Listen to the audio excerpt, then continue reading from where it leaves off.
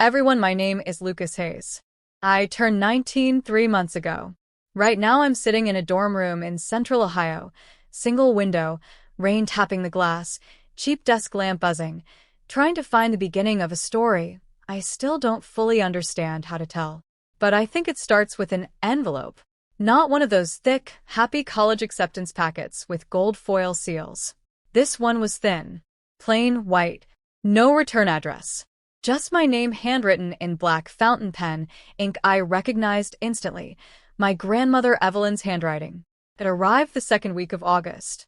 I was home for maybe 48 more hours before I was supposed to load my life into a U-Haul and drive 4 hours north to start freshman year at Kenyon College.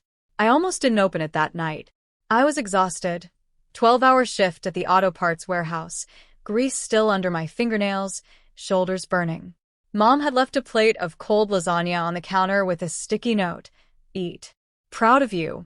XO. The envelope sat next to the plate like it belonged there. Innocent. I tore it open while I chewed. Inside was one sheet of paper, a single bank statement. Not mine. A 529 college savings plan statement. Beneficiary: Lucas James Hayes. Custodian: Benjamin Hayes, my father. Current balance, as of July 31st, $1,847.19. I stopped chewing. The number stared back at me. I had watched that account grow since I was 6 years old. Every birthday check from Grandma Evelyn, every Christmas bonus Dad claimed he put aside, every summer I mowed extra lawns and handed Mom the cash to deposit, all of it funneled into this account. Grandma used to say, half joking, half serious, "This is your airplane ticket out of this town, Luke. Don't let anybody clip the wings." Last time I checked, April, tax refund deposit, the balance was $192,600 and change. Now it was under $2,000. My first thought wasn't anger. It was math. A cold, automatic math. Tuition deposit already paid, $4,200 from my own savings. Room and board first semester, another $6,800, due in 9 days. Books, laptop replacement, winter coat, gas money to get there, easily another $3,000 I didn't have. Scholarship covered half tuition, conditional on full-time enrollment by August 25th. Missed the deadline, scholarship revoked, no appeal until next cycle. I carried the statement upstairs like it was evidence in a crime scene. My parents were in the living room. Dad on the recliner scrolling real estate listings on his tablet. Mom curled on the couch watching one of those house-flipping shows, glass of rose sweating on the coffee table. My older brother Caleb, 24, tattoo sleeve, perpetual 3-day stubble, sprawled on the love seat playing Call of Duty with his headset on, yelling at 12-year-olds in Dubai. I stood in the doorway, held up the paper, voice flatter than I expected. "Dad, why does my 529 say $1,847? Dad didn't look up right away. Just kept scrolling. Mom muted the TV. Caleb pulled one ear of the headset off, eyes still on the screen. Dad finally spoke, casual, like I'd asked about the weather. "We had to make a tough call, bud. Caleb needed the down payment. That starter home on Maple Grove was gonna get snatched up. We couldn't let the opportunity pass." Silence stretched so long the house felt like it was holding its breath. I looked at Mom. She met my eyes for maybe 2 seconds, then looked back at the frozen TV screen. Her voice came out small, rehearsed. "Caleb's been trying so hard to get on his feet, Luke. You know how rough the last couple years have been for him. That house, its stability. Roots. You're young. You'll figure college out. You always do. Always do." 3 words that landed like a slap I'd been trained not to feel. I turned to Caleb. He'd taken both headphones off now, staring at me like I'd just accused him of something he genuinely didn't understand. "Bro, I didn't know it was your college money. Mom said it was from Dad's 401k rollover. She showed me documents and everything." Documents. The word tasted like metal. I looked back at Dad. "You're the custodian. You signed every withdrawal. 8 months. 9 different transfers. All under 10 grand, so the bank wouldn't flag anything. You planned it." He finally put the tablet down, rubbed his jaw the way he does when he's cornered but refuses to admit it. It wasn't like we were trying to hurt you, Luke. We thought, long-term, the family would be stronger if Caleb had a real foundation. You're smart. You'll get loans, grants, whatever. Caleb doesn't have your brain. There it was. The ranking. The quiet, unspoken hierarchy I'd lived inside my whole life without ever saying it out loud. Caleb, the charming one. The one who could talk anyone into anything. The one who crashed 2 cars, got fired from 3 jobs, moved back home twice, yet somehow always ended up the golden child when the dust settled. Me, the steady one. The one who never asked. The one who worked 40 hours a week in high school so I wouldn't burden anyone. The one they could always count on to figure it out. I felt something shift in my chest. Not rage yet. Something colder. Cleaner.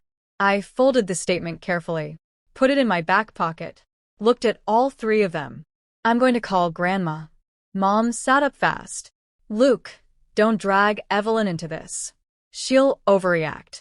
You know how dramatic she gets. I didn't answer. Just walked upstairs, locked my bedroom door, and dialed the only person who had ever treated my future like it actually mattered. Soft piano sting. Fade to black. Grandma Evelyn picked up on the first ring. Lucas. Her voice was calm, but I could hear the alertness underneath, like she'd been waiting for this call for years. I didn't sugarcoat it. I told her everything. The statement. The balance. Dad's signature. Mom's excuse. Caleb's fake documents. Every word. When I finished, there was a long silence. Then she spoke, quiet, deliberate, terrifyingly calm. Stay right there. Don't say another word to them tonight. I'm coming over tomorrow at 7:30 a.m. Bring every single piece of mail I've ever sent you about that account. Every single one. We're going to fix this, sweetheart. And we're going to do it so nobody can ever pretend it didn't happen. She hung up. I sat on the edge of my bed in the dark, statement still in my hand, listening to the rain hit the window and the muffled sound of my family downstairs trying to act like nothing had changed. They had no idea. But the next morning, everything would. Tense music swell, cut to black. Like plus subscribe if you want to see how a 73-year-old retired librarian took down her own daughter and son-in-law and made sure the whole county would never forget. Where are you watching from tonight? Drop your city and time zone in the comments. I'm reading every single one. The statement stayed in my back pocket like a live wire. Every time I rolled over, the paper crinkled against my hip, reminding me the math hadn't changed. $192,600, $1,847. 8 months of withdrawals I never saw. 8 months my parents looked me in the eye, asked about my summer plans, my acceptance letter from Kenyon, my part-time job schedule, and never once mentioned they were dismantling my future one 5-figure chunk at a time. At 7:15 a.m., I heard Grandma Evelyn's old Buick Regal pull into the driveway. That car was older than me, cream-colored, chrome bumper still shining because she waxed it every Sunday after church. The engine ticked as it cooled. Then the driver's door opened and closed with that soft, expensive thunk they don't make anymore. I met her at the front door, before she could knock. She was already dressed like she was going to war. Navy skirt suit, pearl earrings, hair in the neat silver bob she'd worn since the Nixon administration. In her left hand, a black leather portfolio, thick with papers. In her right, a thermos of coffee she'd brewed at 5:30, like always. She didn't hug me. Not yet. She just looked past me into the house, eyes scanning like she was cataloging every lie still sleeping inside. Where are they? She asked. Voice low, precise. Still asleep. Or pretending. Good. She stepped inside, heels clicking on the hardwood like judges' gavel taps. Kitchen table. Now. We sat. I spread out everything I'd collected overnight. Old birthday cards with "For Your College Fund," written inside, deposit receipts from when I was 12 and handed over $87 from lawn mowing, printed emails from the 529 provider, showing yearly growth statements Grandma had forwarded me. She opened her portfolio and laid down her copies, 18 years of quarterly statements, every single one hole-punched and tabbed in chronological order. Color-coded. Blue for deposits. Red for the last 8 months. She tapped the most recent red-tabbed page. See this pattern? 9 withdrawals. Largest, $14,800. Smallest, $9,200. Everyone just under the $10,000 threshold that triggers mandatory reporting to the IRS for cash transactions over that amount. Your father knew exactly what he was doing. I stared at the numbers until they blurred. He signed them all. Custodian signature. Benjamin Hayes. Every time. Grandma Evelyn nodded once. And your mother knew. She had to. Benjamin doesn't sneeze without asking Diane's permission first. We heard footsteps on the stairs. Heavy. Hesitant. Dad appeared first, bathrobe half-tied, hair sticking up, eyes already bloodshot like he hadn't slept either. Mom right behind him in yoga pants and an oversized Ohio State sweatshirt, face bare, looking 10 years older than yesterday. They froze when they saw Grandma at the table, like deer caught in high beams. Morning, Benjamin. Diane. Grandma's voice was polite, almost pleasant. That made it worse. Dad tried to smile. Mom, you're here early. I'm here because my grandson called me last night and told me you stole his future. No volume raise. No drama. Just fact. Mom stepped forward, arms crossed tight. This is a family matter, Evelyn. We made a difficult decision for the greater good. Caleb needed a house purchased with Lucas's college savings? Grandma slid the red-tabbed statement toward her. Explain this to me, Diane. Because I've been listening to your excuses since you were 17. I'm tired. Mom's mouth opened. Closed. Tears welled up right on cue. The same ones she used when the cable bill was late, when Caleb totaled the car, when the neighbors complained about his late-night parties. We were protecting the family, Mom. Lucas is strong. He'll land on his feet. Caleb, he's fragile right now. He needed stability. Grandma didn't blink. Fragile people don't get to steal from strong ones. That's not how it works. Dad cleared his throat. We can pay it back. Over time. Caleb's already talking about getting a second job. No. Grandma's word cut like glass. You don't get to decide the repayment schedule after you decided the theft schedule. Silence stretched so thin it hurt. I spoke for the first time since they came downstairs. Voice steady. Surprisingly steady. I'm pressing charges. Grandma already called her attorney last night, Margaret Klein. She's filing the civil demand today and the criminal complaint tomorrow morning. Mom's hand flew to her chest. Lucas, you would do that to your own parents? After everything we've done for you? Everything you've done? I stood up slowly. You fed me. You put a roof over my head. And then you took the one thing I had that was truly mine. The one thing Grandma spent 18 years building so I wouldn't end up stuck here forever. You took it for him. I pointed at Caleb's closed bedroom door upstairs. Because he matters more. You said it yourself last night.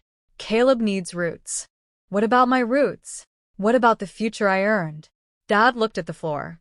Mom started crying harder, the performative kind, shoulders shaking, voice cracking. You're breaking this family apart. You and your grandmother.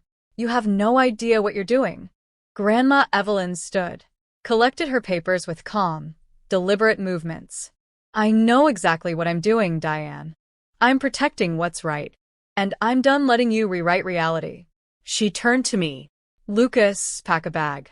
You're coming to my house until move-in day.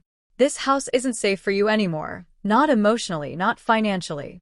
Mom laughed, a sharp, ugly sound. You're kidnapping my son now? Grandma looked at her, really looked. No, Diane. I'm saving him from you. Dad finally spoke. Quiet. Broken. Mom, please. We can fix this without lawyers. Without police. Grandma Evelyn picked up her thermos. You had 8 months to fix it. You chose not to. Now it's our turn. She walked to the door. I followed. Halfway there, Mom called after me, voice raw. Lucas, if you walk out that door, you're choosing her over us. You'll regret it. I stopped. Turned. Looked at the only mother I'd ever known. I already regret trusting you. I walked out into the morning light. Grandma's Buick waited like an escape pod. The door closed behind me with a soft click. And for the first time in 19 years, the house went completely quiet.